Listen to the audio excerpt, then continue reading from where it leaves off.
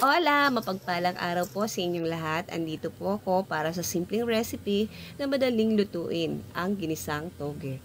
At inihanda ko na nga rin po pala ang mga sangkap na aking gagamitin. At ayan po ang kaming baboy. Pinakuluan ko na yan sa tubig hanggang sa ito ay matuyo at lumabas ang sariling mantika.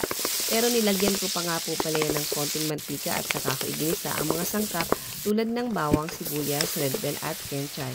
At ang sinunod ko na nga rin po ay ang carrots at hinalo-halo po at pati na rin po ang toge. Bahagya ko lang po siyang niluto kasi masarap pag medyo crunchy at hinalo-halo ko na rin po.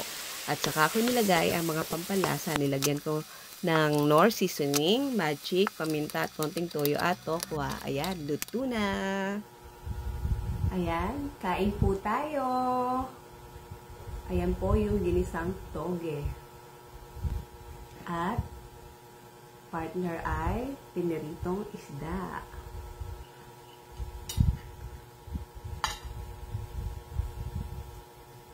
Ayan.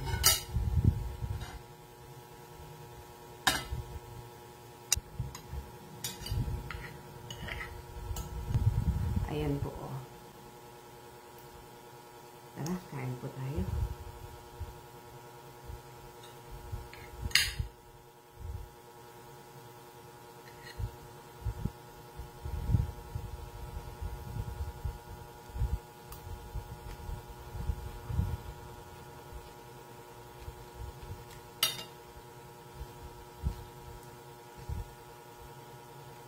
Isang toge na may tokwa at pork.